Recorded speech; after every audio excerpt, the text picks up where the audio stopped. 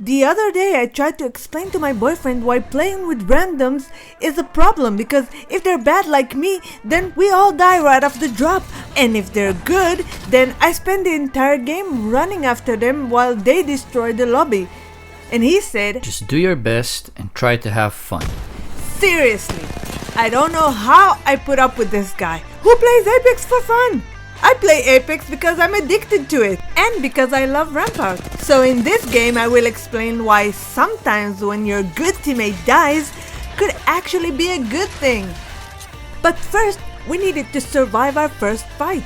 Two enemy teams were engaged in a fierce battle and I hesitated to jump in, not knowing if my teammates were quite ready to fight.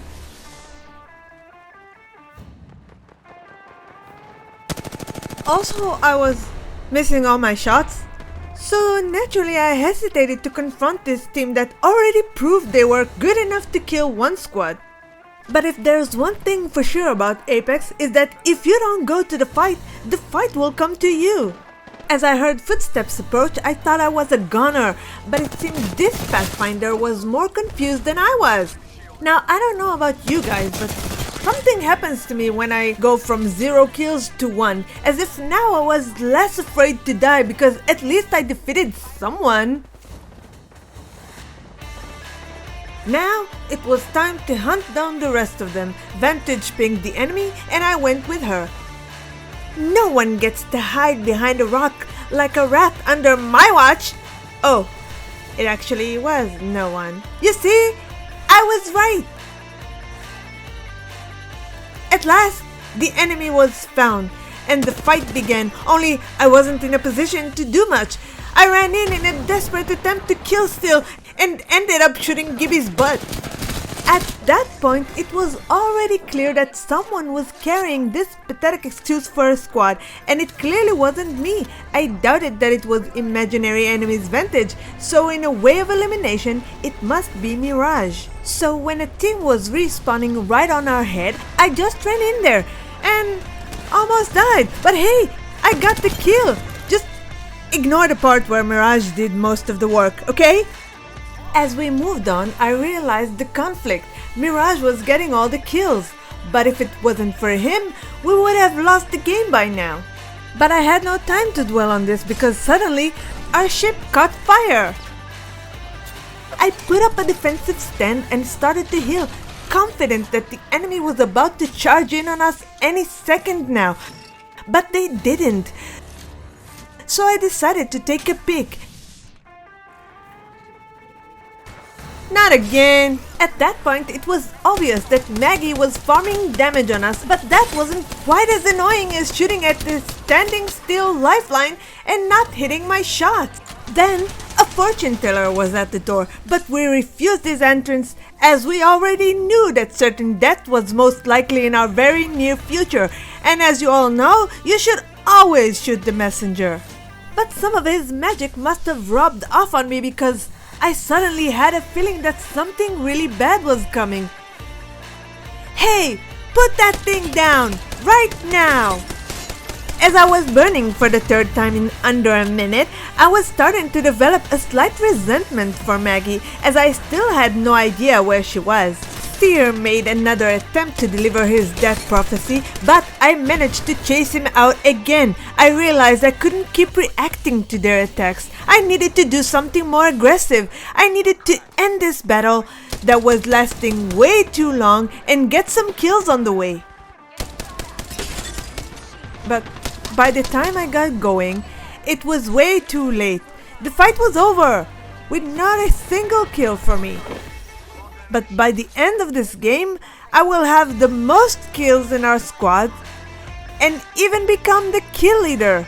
How could this be? You must ask yourself. She's playing so badly. Well, our next fight will have a crucial result that are definitely not my fault this time. The events that led to our tragic teammate's demise started with arrogance. We had the high ground and the enemy was pinned. Every move caused them heavily. Knowing all this, we thought we had all the time in the world to deal with them. Also, this fight felt a lot like playing whack-a-mole, and as you all know, reflexes are everything in whack-a-mole, and apparently I had none. But as I was healing, I suddenly had a great idea. What will happen if we combine whack-a-mole with Sheila?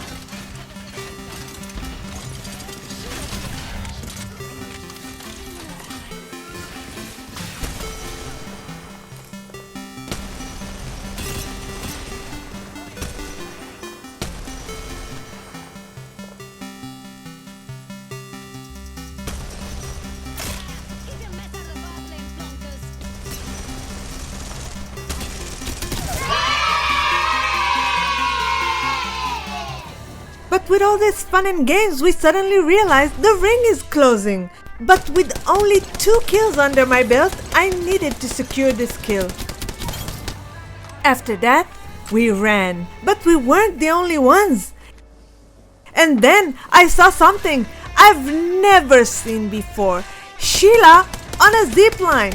Hey, this is my video and only I get to invent new minigames. And that was when our fatal mistake was made.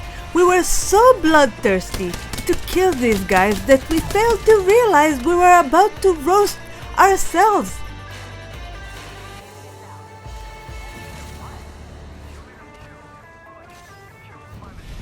As I ran into the ring, my main concern was to be gatekept, but as I stopped to heal, something far more horrible and stupid happened. Mirage got knocked to the ring. At that moment, I started to panic. Mirage was carrying me so far and well, this game seemed lost without him. As close as he was to me, there was nothing I could do for him without healing first. Luckily, Vantage had full health and picked his banner up, and we went for the respawn. As Vantage brought Mirage back, I scanned the next ring to see who was waiting for us there. We only had 30 seconds to get there, and I did not want any more surprises. But it seemed the surprises were not done with me quite yet, as my team was getting shot at.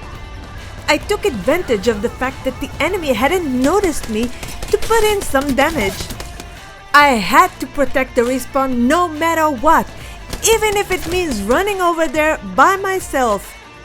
Vantage did what she could and was almost dead at that point. It was time for me to pull my dead weight. And this is how Mirage's death brought me from 3 kills to 5. But I wasn't done quite yet. It seemed Mirage's death had shaken him because he ran towards every fight up until now. But now, when I pinged the enemy to him, he chose to stay back. Ah, and here we have the bushwhackers. When faced with threat, these creatures like to cuddle together inside bushes. And I thought it was only one guy. I would have never charged at 2 people by myself. But my team was too far away to help me, so I needed to deal with the mess I put myself in. And this is how I became kill leader. Suddenly, I felt invincible. All I had to do was heal, and then I could take on the final squad by myself if needed. Oh, I see Mirage is back to himself. Yay!